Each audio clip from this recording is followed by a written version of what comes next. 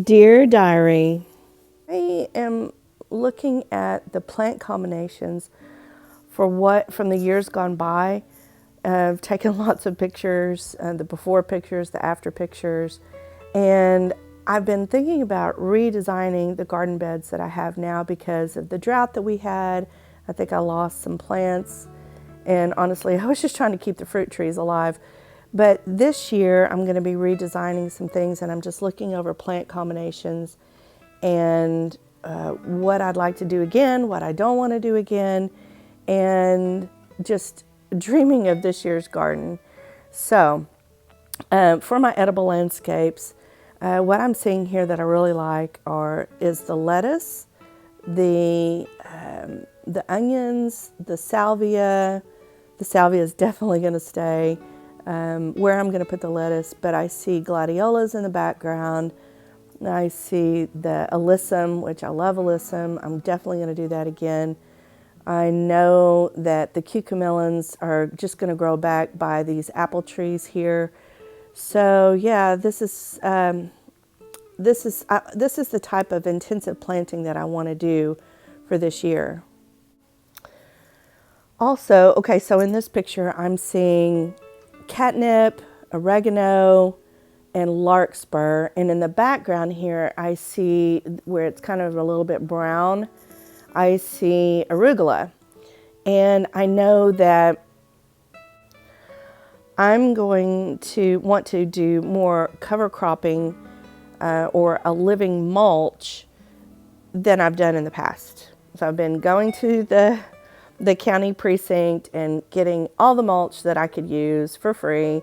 And this year they've said basically they're not doing that anymore. And, you know, I've been thinking I'm not getting any younger. I don't know how much longer I'm going to want to try to do the mulch every year. I make about 20 trips and with my truck bed and get 20 yards to cover all of my beds.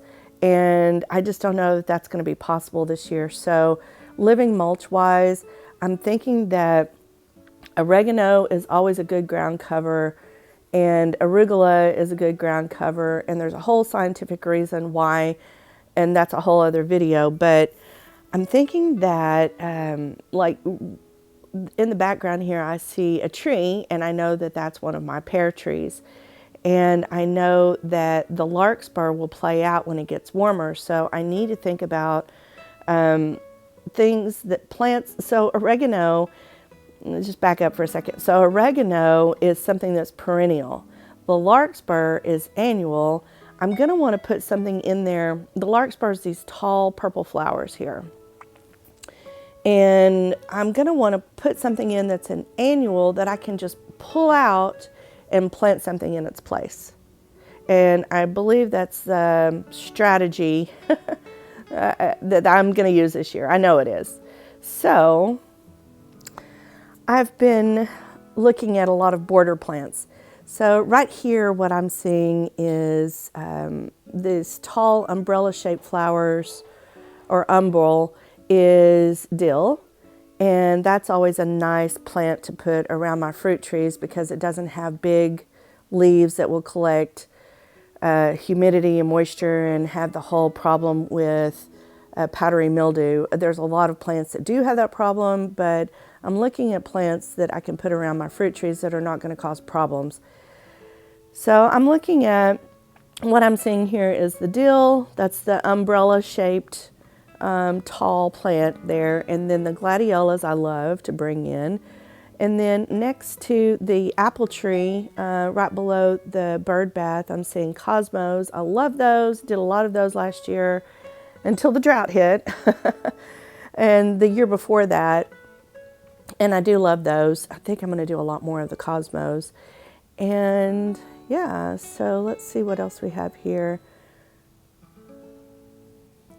Yes, I'm going to do these California poppies. I've been collecting the seeds. I have a ton of seeds. So what I'm seeing here is the little orange, petite little flowers. Those are the California poppies, which I'm finding out through taking my herbal classes that that is something that you can use medicinally. What else I'm seeing here? I'm seeing some chamomile. That would be a nice cover crop, although I don't think I'm going to want to pull out chamomile. I'm probably going to want to put that in a patch where I can grow it, harvest as many of the flowers as I can, let it go to seed. I have the annual type and I have the perennial type, and so I'll have to decide what I'm going to put where. But I'm also seeing the artichokes here. I'm seeing kohlrabi in the background, and I'm also seeing bok choy in the background. Bok choy could be, it's low to the ground. It could be maybe, I don't know. I need to think about that. But bok choy is something that I don't want to put right on the edge, and I'm going to have to be careful about what I put right on the edge because of the deer. Potatoes is something that I could put on the border. I know that the deer have never bothered any of my aromatic herbs, so maybe aromatic herbs on the borders. But I know that I love these tiger lilies. Whenever my granddaughter comes and she wants to cut flowers, she always wants to cut all of them. But these tiger lilies I just love, and the longer that they're in the ground, the more they put off and split up and divide into more bulbs. So, and then the tall spiky flower, the purple flowers in the background, that's the salvia as well. The salvia is great. I just don't have any problems with the salvia. I think that there's some tarragon actually in here too. Definitely want to plant more tarragon this year. Okay, the lettuce, this is this big blob of purple spiky, this is a lettuce head. And what you see right here next to it is the chrysanthemums. And I love the way that those look. We have to wait a little bit, but it's a great fall plant and just have to keep deadheading those. I think this is right off the front porch. I definitely want to have more of the chrysanthemums, but I like to buy those in the fall when people are just decorating their porches with it. I'll decorate the porch and then I'll plant it in the garden. But I definitely want to get more of those this fall and put more of those in, and they're great for deterring bugs and things like that. So I see more cosmos here. I see more larkspur here. You know what? I'm seeing some cilantro. I think cilantro would be one of those good cover crops because they'll drop their seed, they'll grow back without me having to plant anything, but I can just pull those out and then plant something, stick something in there. Also in this bed, I had a lot of spiderwort come in just on its own, and that's been a really good ground cover, although it can be kind of invasive. So, but what I also see here is the little white flowers. It's called carpet of snow. Usually on the seed package, you'll see it say carpet of snow, but it's sweet alyssum, and that's also edible. So, zinnias, yeah. Definitely have to have zinnias, and I'd like to have a lot more of those. Usually I just take those and just toss them out all over the place and they just grow up. So those are super easy. Love to cut them, bring them in. They attract all the hummingbirds and the butterflies and the bees and everything. So I think I want to plant more zinnias kind of all over the place in my other beds though this year.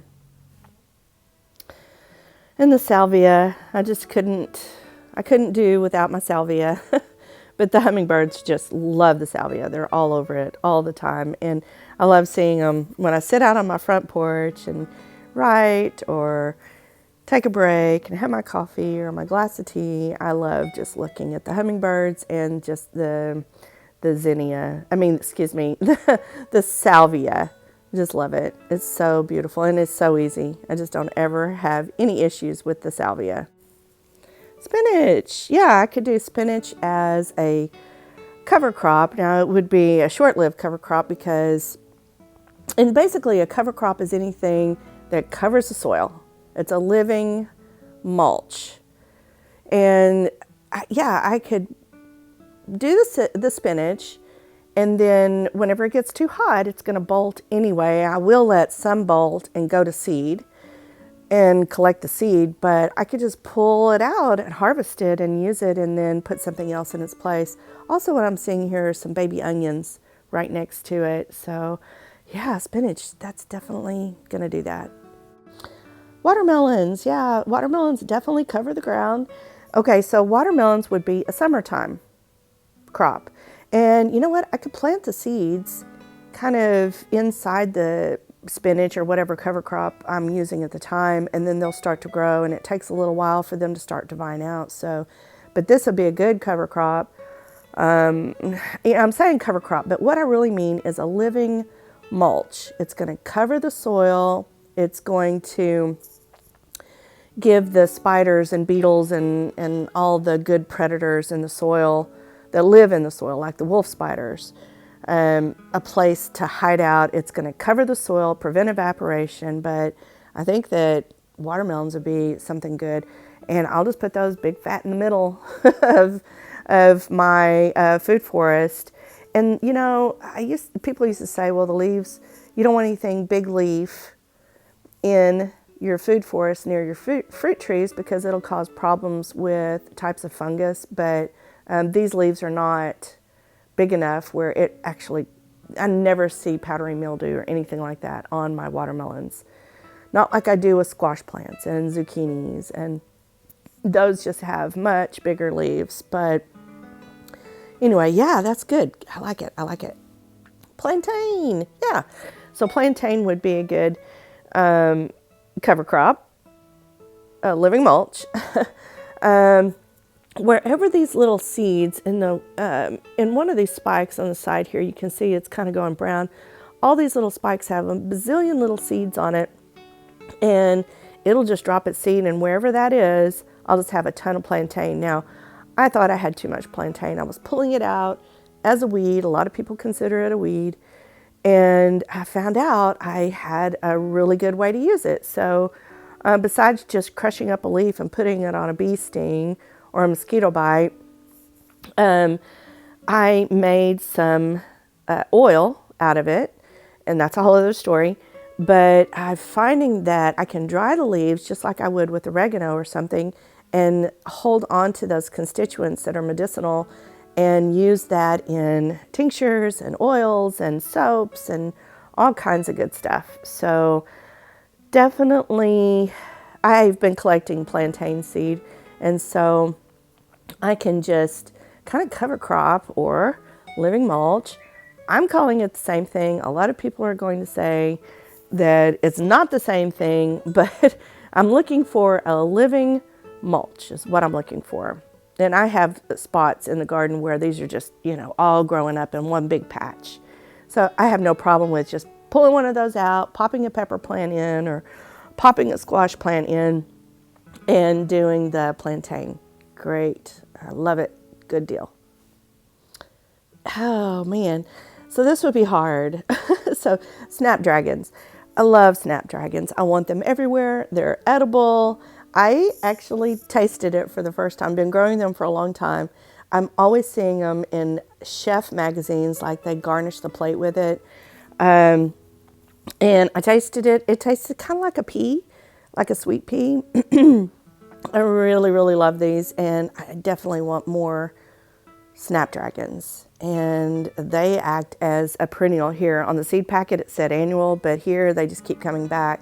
Definitely want to put in more snapdragons.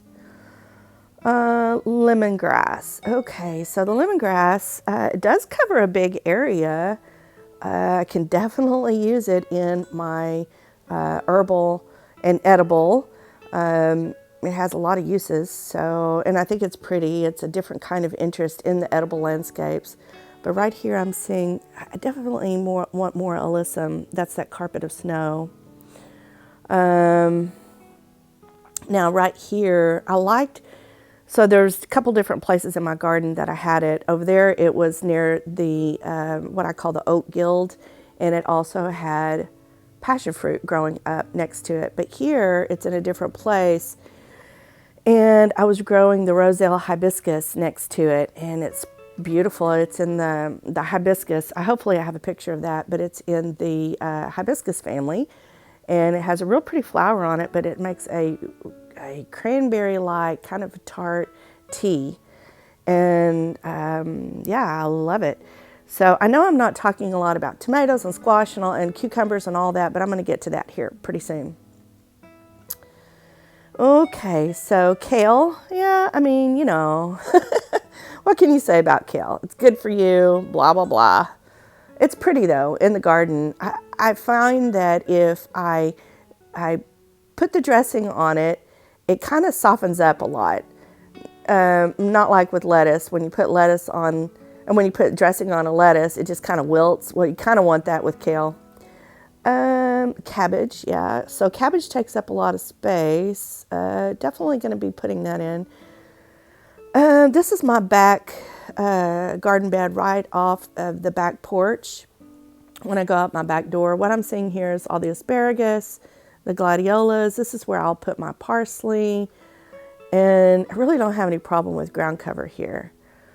As a matter of fact, the irises, they take up some ground. They're not edible, but they're beautiful. I love them. What can I say? They're just beautiful. The horseradish, I love the way this plant looks. It's a beautiful plant. It doesn't look like anything else that I have in my garden. And it puts off these white seed heads that have flowers on it. It's really pretty. But yeah, I definitely want more horseradish. I just think it's beautiful. I love it. See, this is where I have to give myself a little bit of grace. Right now, what I'm looking at when I walk outside is just barren land. We're just coming off of winter. I haven't reached my last frost date, but I did do intensive planting. I keep thinking that I need to do more intensive planting, but this is a great living mulch right here because it's covering the soil. Almost, probably 90% of the soil is covered here, except for probably where I step in and out of the garden, where my paths are. So what I'm seeing here is, I learned this from Martha Stewart years ago. I call it the thriller, the filler, the spiller. Now, she was talking about a container planting. You have something tall in the middle, something that fills in around the bottom, and then something that spills over the edge. Well, here I'm seeing the plum tree. That is the thriller for me. And then I also see that there is a pomegranate tree that hasn't filled in yet. That's the tall, spiky wooden tree-like thing there. And then I also see the cilantro. I would call that the spiller. That's the white baby's breath looking flowers kind of right under the tree, the plum tree. And then on the border, there's a lot of oregano. And in the wintertime or when it's cool, it lays low to the ground. And then in the spring and the summer, it pulls up and it just fills in and has the most beautiful flowers on it. And then I'm also seeing larkspur in the foreground. And then there's sage. And then there's more sage. And then it's hard to see, but right along the fence line, that's where I grow my tomatoes. And what I might do this year is when the cilantro's done, I can just put my watermelon plant right there. And it'll just kind of grow low to the ground. It'll cover the mulch. And in the meantime, all those seed heads or seeds fell from the cilantro, and they'll come back when the watermelon's done. Yes, I like it. Okay. This is another bed where I have lavender. That's gladiolas in the background. You can start to see a pattern, right? So lavender, gladiolas, the larkspur, and you may be saying, where's all the food? Well, there is a trellis that you can't see in this picture. I'll try to find a picture, but I grow my peas on it. I'll grow my tomatoes on it sometimes, cucumbers on it, beans on. When I say it, there's many trellises I have throughout my gardens where I'll let things grow up it, like loofahs. And then I've got my super duper tomato trellis, but I do trellises in the middle of all this chaos, and that's where I grow a lot of things also. Here you're seeing ranunculus and blue bonnets. Oh my gosh, yes, okay. I'm so glad I'm doing this because it's giving me ideas. I'm going to do more blue bonnets as a cover crop. It's a lupine, and they drop their seeds. They're great self-seeders. I don't have to plant them every year, but I've been thinking for years now that I want to do more blue bonnets. They're basically a wildflower here in Texas, and yeah, it would make a great living mulch throughout the winter time. They start growing in the fall, and then they just kind of shoot up in the springtime. And then whenever it's time to plant something into it, I don't even have to pull those out. I'm just going to leave them in the ground, and I'll just plant around them because they just kind of die back. So yes, that's what I'm going to do. Okay, so the carpet of snow, this is what it looks like up close, but I've seen them where they get big and just a lot more filled out than what they have done in my gardens. I usually put them in on the border, and I just haven't been watering my borders enough. So I need to do some kind of more intensive watering on the borders or put those somewhere else. And that's what companion planting is all about, is putting plants together where they have a good relationship, like all the water lovers are together, all the drought lovers are together. So I'm going to be a lot more intentional about that this year. I learned that from last year with the drought that we had. I need to put the water loving plants more together and plant more intentionally, because I see from just walking around doing my walkabouts that the plants do better when there's a bunch of them together. Okay. And I definitely want more rosemary this year. Definitely more rosemary. Here's one of the trellises right here. And usually I'll just pick up one or two a year, every other year, if I'm at First Monday or a swap meet or a flea market or a Costco, whatever. But you can see that this is in my apple gill. That's an apple tree in the background. But I just kind of move them around to where I need them. And so, yeah, pole beans, peas, cherry tomatoes, cucumbers, cucamelons, whatever needs to grow vertically. I need to do this for my passion fruit because they have just taken over one of the trees. But looking at what I want more of, I want more echinacea. I want more thyme. You can see in the background, what you can't see here are the blueberries, but it's on the other side, outside the picture. I definitely want more sunflowers. I got a lot of varieties of, sunflowers is always on my wish list. And these are carrots that went to seed. And I think they're just beautiful. And what's wrong with collecting the seeds, right? But I guess I'm going to leave it here with this combination of, there's the squash plant, there's zinnias, there's sweet alyssum, there's cucamelons on a trellis. And say goodbye for now, but thanks, Diary, for listening to me, because I know you really get me. I feel like I'm in my own little world, but they know me here, right? All right, that'll do it for this one. Bye for now.